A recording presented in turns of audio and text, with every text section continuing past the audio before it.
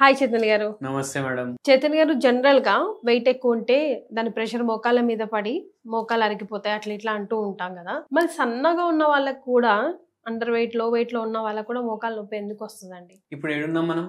యూసుఫ్ గుడా నుంచి మీరు బార్కస్ పోవాలి. ఎన్ని రూట్లు ఉంటాయి? మస్తు రూట్లు ఉంటాయి కదా. అట్లనే మోకాలు నొప్పి అవ్వడానికి కూడా మస్తు కారణాలు ఉండొచ్చు కదా. అవునా కదా? ఇప్పుడు మోకాలు నొప్పి డాక్టర్లు ఏం చెప్తారు? మోకాలు నొప్పి మీకు అయిందంటే బరువు తగ్గండి మేడం, బరువు తగ్గండి సార్ అనేసి చెప్తామా?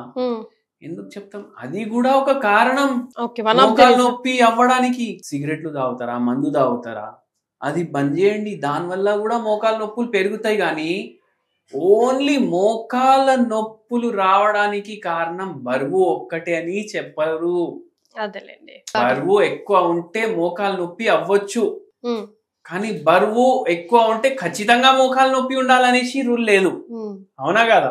అట్లనే మోకాల నొప్పి ఉంటే మనిషి లావు ఉండొచ్చు, కానీ బక్కున్నోనికి మోకాల నొప్పులు రావు అనేసి ఏం అట్లా రూల్ లేదు. మెనీ ఫ్యాక్టర్స్ మీద డిపెండ్ ఉంటది. సిగరెట్లు తాగుతున్నారు, మోకాల నొప్పులు రావచ్చు. అందరు ఏమనుకుంటారు? లంగ్ లో ప్రాబ్లం వస్తుంది, లంగ్ క్యాన్సర్ వస్తుంది, దానికి మోకాలకి ఏంటి సంబంధం, ఏమైనా సంబంధం అనేసి అనిపిస్తుంది. కానీ ఏదైతే నికోటిన్ ఉంటుంది రక్తంలో అయితే పోతుంది కదా, అట్లా పోయి మోకాల వరకు కూడా రక్తం పోతుంది కదా, అయితే అది డ్యామేజ్. ఆక్సిడేటివ్ స్ట్రెస్ అంటారు దాన్ని. యాంటీ ఆక్సిడెంట్ రిచ్ డైట్ తీసుకోవాలి అంటారు. ఏ రోగం ఉన్నా చెప్తారు కదా. ఇక్కడ ఆక్సిడెంటే పోతుంది కదా బాడీలా, అవునా కదా? ఇంకా పెరిగిపోతుంది. అందుకే మోకాలకి డ్యామేజ్ చేస్తాయి. మందు తాగుడు, మందు అంటే మనకు బతికించే మందులు కాదు, ఆల్కహాల్, అది తాగుడు వల్ల కూడా మోకాళ్ళకి పరేషాన్. మళ్ళా దానిపైన నిద్ర చక్కగా లేకపోవడం తోటి నాకు ఒకటి గుర్తొచ్చింది. సార్ ఒక పేషెంట్ వచ్చిర్రు, ఏం ప్రాబ్లం ఉందనేసి అడిగిన. మోకాలు నొప్పులు ఉన్నాయి. అట్లనే ఈ జాయింట్లు ఉంటాయి కదా ఫింగర్లు, ఇవి డీఫార్మ్ కూడా అవుతున్నాయి కొద్దిగా, అంటే ఇట్లా క్రాస్ కొద్దిగా అవుతున్నాయి.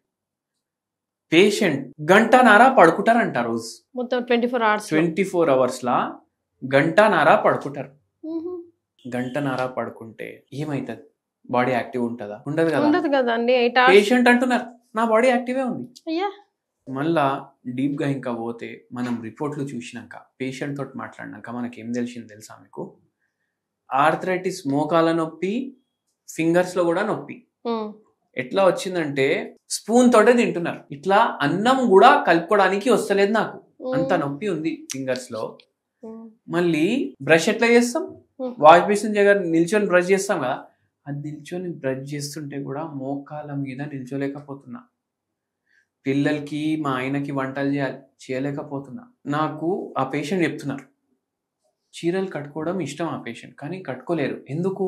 ఆ పేషెంట్ కి సోరియాసిస్ కూడా ఉంది. అయితే ఇట్లా మొత్తం జర్ర ఇట్లా జంప్ చేస్తే లోపలికెళ్ళి ఇట్లా పౌడర్ పడుతుంది బట్టలకెళ్ళి, సోరియాసిస్. ఈ ఆర్థరైటిస్ ఏదైతే ఉంది కదా పేషెంట్ కి, ఆ ఆర్థరైటిస్ పేరు కూడా సోరియాటిక్ ఆర్థరైటిస్. మనం మొత్తం అడుగుతాం, ఈ పేషెంట్ కి కూడా అడిగినాం డీటెయిల్స్, ఎందుకు, ఏమైంది, ఎప్పటి నుంచి ఉంది? సోరియాసిస్ అయితే 8th class లో స్టార్ట్ అయింది, ఇయర్స్ బ్యాక్. అరే ఇప్పుడు పిల్లలు కూడా పెద్దగా ఉన్నా, అప్పటి నుంచి మళ్ళా 10-15 ఏళ్ళకెళ్ళి మోకాలు నొప్పులు కూడా స్టార్ట్ అయినాయి. అయితే మనం అడిగే, ఏం స్ట్రెస్ ఉంటుంది పిల్లలకి స్కూల్లో మీరు చెప్పండి. రేపు అసైన్మెంట్ సబ్మిట్ చేయాలి, రేపు హోంవర్క్ చూపించకపోతే అప్పుడు కొడుతుండే బాగా టీచర్లు. ఆ టెన్షన్ ఉండే నా అమ్మాయి. మన లేదు సార్, ఏం టెన్షన్ ఉండే అని. నేను 8వ తరగతిలో ఉన్నప్పుడు మా నాయన పోయింది, నేను మా డాడీకి చాలా క్లోజ్ ఉండే, ఆయన పోయింది. మా ఇంట్లో కుక్క ఉండే, నాకు ఫ్రెండ్స్ కూడా ఎక్కువ లేకుండే. తర్వాత కొన్ని ఏళ్ల తర్వాత కుక్క కూడా పోయింది. మళ్ళా దాని తర్వాత నాకు ఎవరైతే ఇష్టం ఉండే, నాది ఒకటి ఎంగేజ్మెంట్ కూడా బ్రేక్ అయింది. ఎందుకు? ఇప్పుడు ఎవరితో అయితే ఎంగేజ్మెంట్ అయింది కదా, అరేంజ్ మ్యారేజే, ఎంగేజ్మెంట్ ఎవరితో అయితే అయింది కదా, ఆయన నాకు ఇష్టం ఉండే. కానీ ఇప్పుడు ఇంటోళ్ళు అన్ని మాట్లాడుకుంటారు కదా, దాంట్లో ఏదో లొల్లి అయి అది కట్ అయిపోయింది. నాకు ఏది దగ్గర ఉండే కదా జీవితంలో, దూరమైంది, ఇంకా పోయినా, ఇంకా దొరికే కూడా ఛాన్స్ లేదు. నాతో అయినంత నా ఇన్సాఫీ ఎవరితో కాలేదు అనేసి పేషెంట్ అంటున్నారు. ఇట్లా ఏడ్చుకుంటా చెప్తున్నారు మళ్ళా. ఇప్పుడు ఎంత బాధ ఉంటే మనిషి ఏడుస్తాడు. అందరు ఏడవరు పేషెంట్లు. ఒక 50% పేషెంట్స్ ఇట్లా నరేట్ చేసేటప్పుడు ఏడుస్తారు, 50% పేషెంట్స్ ఏడవరు. పేషెంట్ ఏడ్చుకుంటా ఆ బాధ చెప్పుకుంటే అది కూడా మేము సిమ్టమ్ లాగా తీసుకుంటాం. మళ్ళీ ఈ ఉన్న స్ట్రెస్లు టెన్షన్లు అన్నీ చూసి పేషెంట్కి మందు ఇచ్చినాం.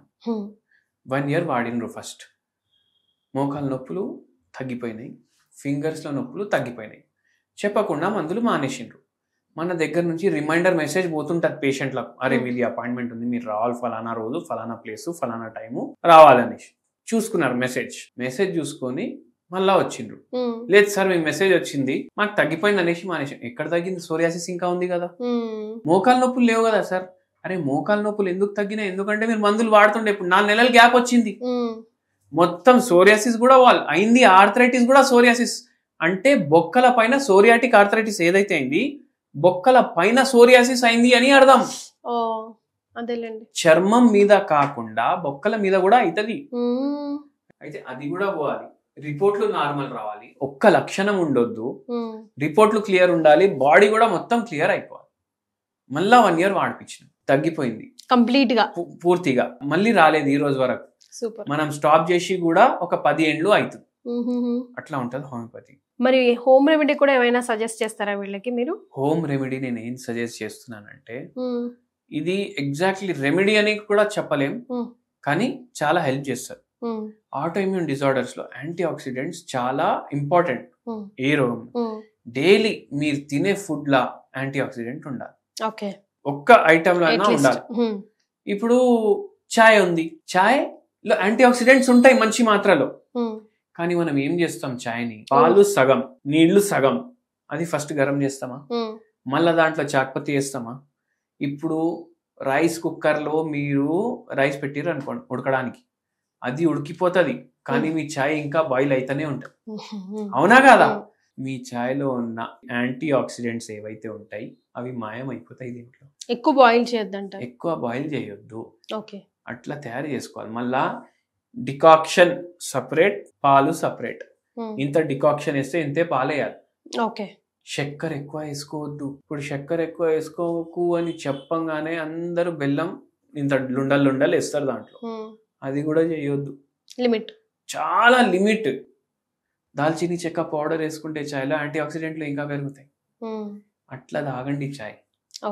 మళ్ళీ దాని తర్వాత మీకు దీనికన్నా బెటర్ యాంటీ ఆక్సిడెంట్ రిచ్ మోకాల నొప్పులు, ఫింగర్స్ లో నొప్పులు, ఇవన్నిటికీ అంటే గ్రీన్ టీ. దాంట్లో మీరు తులసి ఆకులు వేసుకొని తాగండి. ఇప్పుడు దీనికన్నా రిచ్ వైట్ టీ ఉంటుంది. వైట్ టీలో మీరు కొంచెం పసుపు వేసుకొని తాగండి. ఇట్లా యాంటీ ఆక్సిడెంట్ రిచ్ మనం ఫుడ్ ని చేసుకోవాలి. అరే నేను చికెన్ తింటా, ఫ్రైడ్ చికెన్, మళ్ళీ దాంతో పాటు వైట్ టీ తాగుతా అంటే నడవదు. ఏది మనకు హానికరం అది వదలాలి, ఏది మన బాడీకి అమృతం లాగా పనిచేస్తుంది అది వాడాలి. కష్టే ఫలి, కొంచెం కష్టపడితేనే ఫలితం లభిస్తుంది. కాబట్టి కష్టపడకుండా ముద్ద కూడా దిగదు, ఎందుకంటే దాన్ని ఫస్ట్ మనం చబాయించాలి, అయితేనే పోతుంది కదా. ఎగ్జాక్ట్లీ, అవునా కదా? అప్పుడు అది కూడా ఒక కష్టం, అది కూడా ఒక పనే. కానీ మనం పనే అనుకోం. అది ఎంత పెద్ద పనున్నా, ఒక కొండ ఎక్కాలంటే కూడా అది పని కాదు అని అనుకుంటే ఇట్లా సటసట ఎక్కేస్తాం మనం. అవునా కదా? అది మైండ్ లో పెట్టుకోవాలి. వెల్ సెడ్ చైతన్య గారు, థ్యాంక్ యూ సో మచ్.